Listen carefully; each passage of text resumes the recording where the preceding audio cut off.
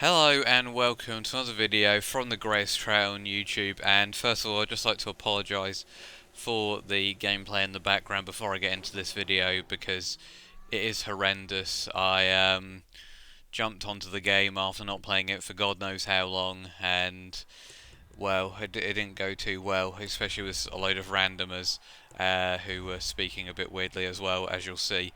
In the second race. But anyway, let's get into what this video is going to be all about. As you can probably tell from the video title, we will be doing the 2015 predictions, the 5 bold predictions. I did it last year. I'm going to carry on the tradition this year. The idea kind of came from Harrison 101 when he used to do it, but I've kind of adopted it myself whilst he's kind of stopped doing it. So I kind of thought it could be a staple of my channel maybe or something, even though I'm absolutely terrible at predictions. I only got 2 right last year, but who knows, maybe I'll get a full house this year. I highly doubt it though. But I'm going to start with the most obvious one really, who's going to win the World Championship, which is probably a little less bold and a little more cowardly in terms of predictions really, because I'm going to go with Lewis Hamilton to win the World Championship. I mean, it's a pretty obvious choice, as I said. You have to back the guy who won it last year, especially considering how well Mercedes have been doing in testing. Obviously, Hamilton had a few problems with sickness and stuff, but that probably won't hold him back. He's got that second world title now. He can really push on. He wants to get into the annals of the greats, and I really think he could do that.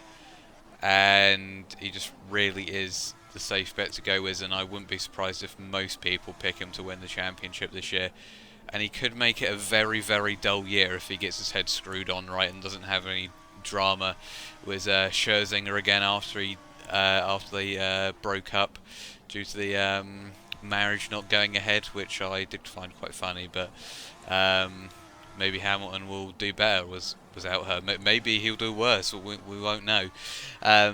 But I'm not saying that Rosberg is going to be fully out of the picture. I mean, I think we can pretty much conclude from testing that everyone else is out of the picture.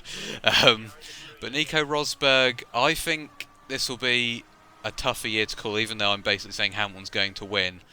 I think it's a tougher year to call just because Rosberg seems like that kind of guy who comes off better, who gets better results coming off a poor, well, not a poor season, but just a disappointing season. He seems like a guy who just kind of goes to improve himself, and I wouldn't be surprised if he was refocusing over the winter on how to stop Hamilton. Obviously, he doesn't want to focus too much on Hamilton, otherwise he'll just get obsessed with him like Senna and Prost, and then it could get even more ugly than it already has. But he needs to focus on his own driving and just improving his racecraft, Rosberg, because he was getting all those pole positions, but Hamilton was just destroying him out on track left, right and centre in terms of just wheel-to-wheel battling. So he really just needs to improve that, to be frankly honest. And then he might be able to compete with Hamilton. There's people saying that he'll be over halfway through the season. I highly doubt that. I think Anthony Hamilton said that, Hamilton's dad. And honestly, I do hope Rosberg wins it, but I can't see Hamilton being stopped. One of the main reasons I do say that is because if I see Ham is the man anymore, I'm just going to probably jump off a cliff or something. That's an inside reference from someone I know on Twitter and my racing leagues. But anyway, yeah. So Hamilton will win the championship, but may send me mental in the process. Anyway, moving on to the next one, the second prediction, which is slightly more unpredictable and controversial, I guess. I'm going to predict that it'll be Button's last season in the sport. Now, you may be asking yourself, do I hate this man? Because last year I predicted that Magnussen, the Danish man, not the Finnish man, would beat him, which obviously didn't happen. But no, I don't hate Jenson Button. I've always thought he's slightly a tad overrated. That mainly comes from just 2009 and how he kind of conducted that season. When he started to get into a poor car, I thought he just kind of, he could have done a lot better with that situation, and I was kind of expecting him to actually lose the championship then, but he managed to hold on, which is fair play to him for that. But I just think it's a bit of a cluster now at McLaren. They've really put themselves into a massive hole because you've got Van Dorn in GP2. I'd be very surprised if he doesn't win GP2, to be honest, because you know, Palmer's out of there now, Nasser's out of there, and he came third last season. I can't see many people that are going to stop him, to be frankly honest. And on top of that, you've got Magnussen in the wings. Are they just going to ditch him for Van Dorn for a test driver role for 2016 or not? I just can't see it. I think they're going to keep Magnussen around for a long time, and his time has to come. Otherwise, I think McLaren will kind of be... they'll definitely get negative press if they let go of Magnussen for Van Dorn and keep Button around, I think. If Button beats Alonso, I think it'll be definitely justified to keep Button. But, I mean, it's just... I don't know.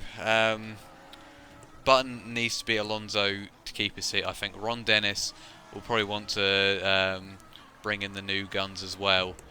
So he really does need to beat Alonso. Otherwise, I think I don't think Van Dorn will replace him straight away. But Magnussen, there's potential for him to get back into the fold, especially if he does well in Australia.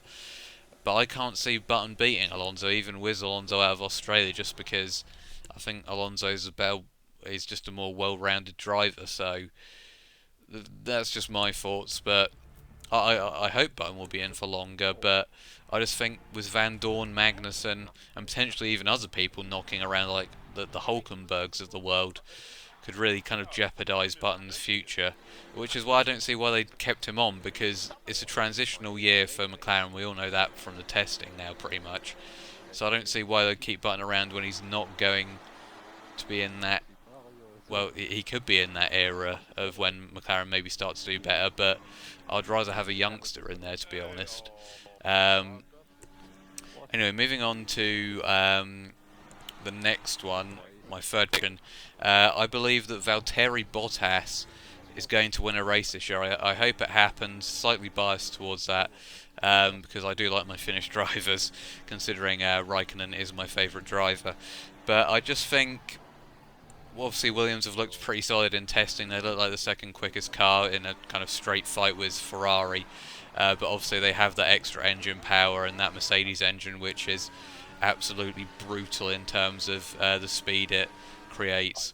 But I just think Williams surely have learned from their mistakes. There were a few times last season where they really could have done a lot better and finished second in the Constructors, that's for sure, and won races potentially as well. I mean, Austria is a prime suspect of that when they didn't really go aggressive enough in that race, and it may have cost them slightly, at least getting close for the win instead of just kind of falling back from the Mercedes. But, I mean... I think my worry for Bottas is that he kind of gets trapped in that not midfield hell, but just kind of that sort of like a midlife crisis in Formula 1 now I'm starting to see, because you kind of have like the experienced guys who are kept around because they've done it all, the Alonsos, the Hamiltons, the Buttons, I guess even Rosberg at this point. That they're kind of kept around because they've done the job, and then you kind of had the new guys coming in, Kvyat, Bottas himself, Ricciardo, I can't think of any others, Nasser, obviously, Verstappen, Carlos Sainz Jr. I guess as well. But my worry is he kind of gets trapped like Hulkenberg in a sort of midfield team, or a team that can't challenge for wins because there won't be enough seats opening up, potentially due to money or, well, just not enough seats being available because some of the experienced guys are still there, like Alonso and Button at McLaren, and Hamilton and Rosberg don't seem like they're going to be leaving Mercedes too soon. I wouldn't anyway. But I really hope he does just get that win if that doesn't happen, so he kind of gets the Kubica win, I guess, where at least he gets a win even if he doesn't quite reach the heights of a World Championship, which I think he should do, because I think Bottas might be the Ricciardo of this year. I mean, he was pretty equal with Ricciardo in terms of driver of the season kind of awards. I guess you could put Hamilton in that mix as well, but I just think there's potential for him to really upset the status quo of Mercedes this year, and I do hope he does that. And I think that's the thing with Bottas as well. He's such a well-rounded driver as well. He's calculated but quick, and he really does kind of have the psychology of it down as well. I mean, he's got involved in all that kind of stuff, so he really knows what he's doing out there. Moving on to the fourth prediction, I do believe that Kvyat will struggle this year. I think that's kind of a bit more of an open prediction. I haven't really said a definite like position he'll finish or whether he'll win a race or not, but I don't know. I don't rate Kvyat at this current time because I just think, you know, he got beaten by Verne at Toro Rosso in terms of the points, and he did make a lot of mistakes. Yes, he had a few good drives, but I think Verne had better drives. It might just be that I'm a Verne fanboy, maybe. He is my second favourite driver. I do feel a lot of pain for him, especially in like Formula E when he broke down, but I just think Kvyat, is he ready enough yet for Red Bull? And I mean, you've got the thing with Red Bull as well. Newey isn't going to be making cars for much longer. Their car looks a bit iffy at the moment. It's not as quick as Williams or Ferrari in my estimation from what we've seen from testing. And with Ferrari improving that engine as well, that's not going to help Red Bull at all with the Renault engines. And I just think you've got so many people snapping at his heels, and there's so much pressure on this guy because you've got Verstappen, Carlos Sainz Jr., even Alex Lynn in wherever he is now, GP3, and you've just got so many guys coming up, and no one's really failed in that junior program yet, and I fear for Kvyat that he's not going to be able to live up to the hype, and he might be replacing after his like a second year. I don't think he'll be replaced after his first year unless he has a really, really bad year, but I just think it will be a struggle for him. But I mean, I'm open-minded to it. I mean, if he does prove me wrong, then I'm happy to accept that. But and I'll change my opinion in a heartbeat. But I just think Ricciardo could beat him pretty badly, and he may struggle to get podiums, to be honest. But I mean, who knows? This is only my opinion, and my opinion is usually wrong unless it's predicting the World Cup final winner, goal scorer, in terms of Mario Götze in extra time. But that's just me flaunting my amazing predictions to the world. Anyway, going for the final prediction, I thought I'd kind of, since this is all about tradition, this video, I thought I'd kind of continue tradition. Last year I said Marussia would get a point. It's been confirmed that Mana, Marussia, whatever the hell you want to call them, you can even call them Virgin, are going to be in Australia for the first race of the season. They may be miles off the pace, but it's still a good story, I guess. Hopefully they can just keep going on. They may have to try and get some parts back, but I'm going to say they're going to score at least 1 point. I went with it last year. Bianchi got those 2 points in Monaco. It's a tribute to Bianchi as well. Obviously, I don't know if Will Stevens will be able to get the points, but I don't. Who the hell knows who the second driver is going to be? It may just be a bidding war. Hell, maybe Carmen Jordan will get it from casting couch operations. But anyway, that is my final prediction. I hope that one does happen. Really, I hope a lot of these happen. To be fair, I mean, Bottas's win and Mana's points, I really hope happens. Maybe not the other three, but who knows what's going to happen. It's a predictable but unpredictable season this year. I didn't find 2014 that interesting, to be honest, apart from a few races. I just find it a bit dull. I'm hoping this year might be a bit better.